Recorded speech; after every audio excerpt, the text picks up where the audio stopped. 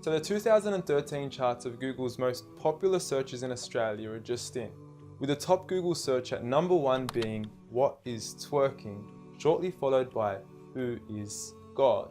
Now, on saying this, I don't think you have to be a genius to figure out which of the two questions is more important to be asking Google. I mean, one could potentially explain the reality of our existence, while the other would potentially leave us scarred for the remainder of our existence. And look, I know there's a lot of skepticism surrounding this issue, and quite frankly, I don't blame you. I mean, the meaning of God has been thrown around so often we forgot what it means. From some Zeus-like man in the sky with a big beard, to Thor, to a half-animal, half-human creature, to Kanye West shamelessly producing a track titled "I Am God" on his album Yeezus, to Eminem then self-proclaiming himself as the rap god, a new brand of clothing titled "I Am God", and who could forget Justin Bieber and his believers. You affectionately refer to your fans as beaners. No, believers. And now I understand that most of this may be exaggerated, and many of these examples are mere semantics and plays on words that are probably being taken out of context, as let's face it, nobody actually believes in Bieber, and I highly doubt that Kanye West considers himself a god. When someone comes up and says something like, "I am a god," everybody says, "Who does he think he is?" I just told you who I thought I was, a god. And now Kanye West smashes his head into a street sign really, really hard. Oh! Kanye! Oh, Kanye. Kanye, you okay? Sounds like Kay's got a new hit. A god. That's who I think I am. Kanye, you okay? So with all these misconstrued definitions of God, the least I could do is help clear the water and help us finally find out who is God. Well, to begin, let's start with the things that we all agree on. First and foremost, we're here. We just began and we exist. And like all things that begin to exist, they require a cause. Things don't just come out of nothing, and although at times we sometimes wish they would, they don't. If I told you that this glass sprang into existence, this glass made itself, you said Muhammad Ali's crazy. So in saying that, knowing the cause of us is crucial to understanding who God is. Although we are able to explain that we did have a beginning, as many leading cosmologists have affirmed, we are still left unanswered as to what was the cause of our beginning. And before you lash out saying, "Oh, but we can't see what happened before we began," or "you can't prove there was a creator," we say quite openly, neither can you disprove a creator. And by observing the reality of our world and our existence, its order, its structure, and the systems, I see no reason not to believe in a creator. But then one may ask, where did this creator come from? What was the cause of him? And it will go on forever and ever, which would most probably lead to us never have ever been created. So for God to exist, he must exist without a beginning, therefore not requiring a cause, making him eternal. He should also be transcendent from his creation and not bound by any of the realms he had created, whether it is time, space, or matter. For instance, when Steve Jobs makes an iPhone, he doesn't become the iPhone, he is separate. And of course, we could also argue that he is one. This makes the most sense, and it would also avoid any potential conflict between two disputing all-powerful gods with conflicting interests. But we still don't know which God is he. Are you Zeus? Are you Thor?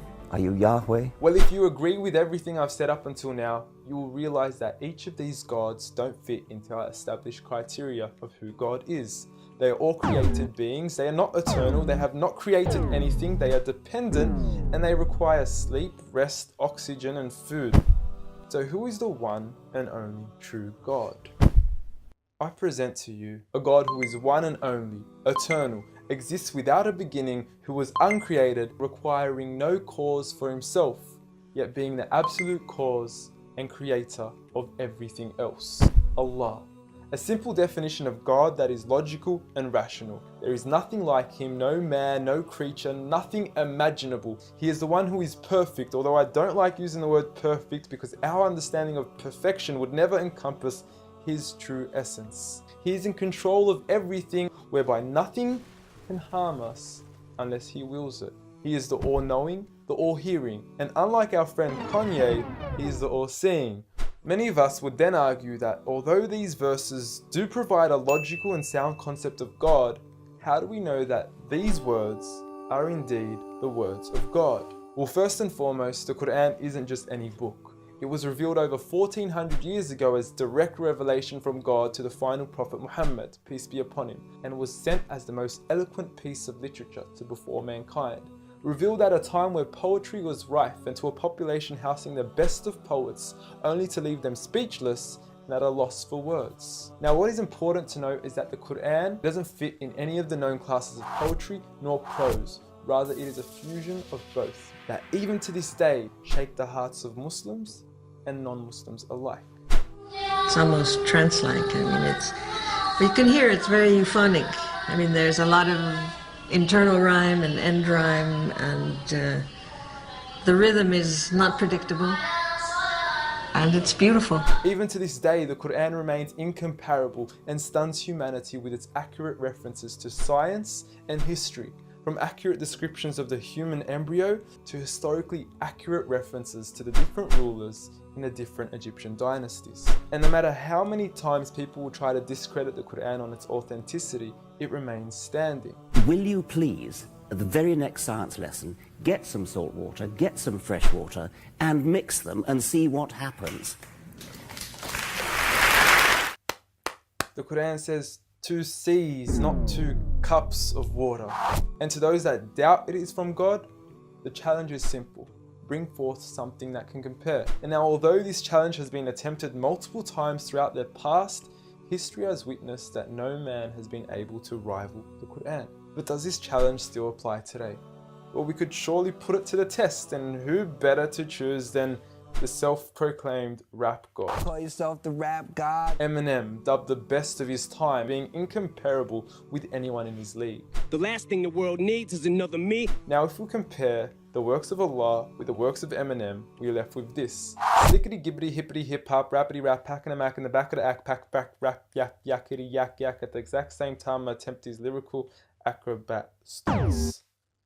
Look, content-wise, I don't know. However, we can't deny that lyrically he is impressive. He has rhythm, rhyme, style, alliteration, and assonance. A short video online even indicates that in one of his songs he almost made every second to third word rhyme. But how does he compare with the Quran's smallest chapter of 3 verses, Surah Al-Kawthar? Now, in just 10 words, Allah is able to use over 30 linguistic and rhetorical devices, including emphasis, multiple meaning, grammatical shift, word order and arrangement, ellipsis, conceptual relatedness, intensification, choice of words, repetition, intimacy, exaggeration, and prophecy, along with many, many more. What's also important to note is that the linguistic devices in the Quran aren't just thrown about randomly. For instance, Allah would use palindromes strategically to describe the terms glorify your Lord and the orbiting of planets, as though both processes are occurring continuously, non-stop, one after the other. The shortest chapter in the Quran also contains a rhetorical device that no one can compete against nor replicate: prophecy. At the end of the first verse, Allah promises Muhammad, peace be upon him, that he would be given abundant good at a time when he was at one of the lowest points of his life, with a small amount of followers and low social status. He had even just lost his son, and his enemies were taunting him with cut-off lineage and progeny, yet Allah was promising him abundant good at this time. Such was the prophecy of the Quran, and we certainly indeed see its fulfillment today. With the Quran being the most recited, memorized and practiced book across the entire world, with over 1.6 billion followers today from all walks of life.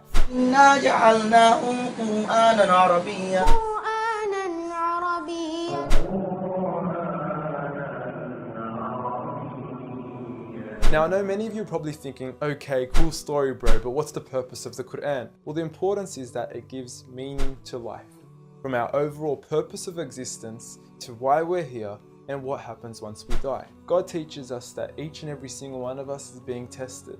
We weren't created for mere play, we were created with a purpose, and that is to be obedient to God and His rules. Those who believe, there is reward, and those that don't and are arrogant, there is a punishment.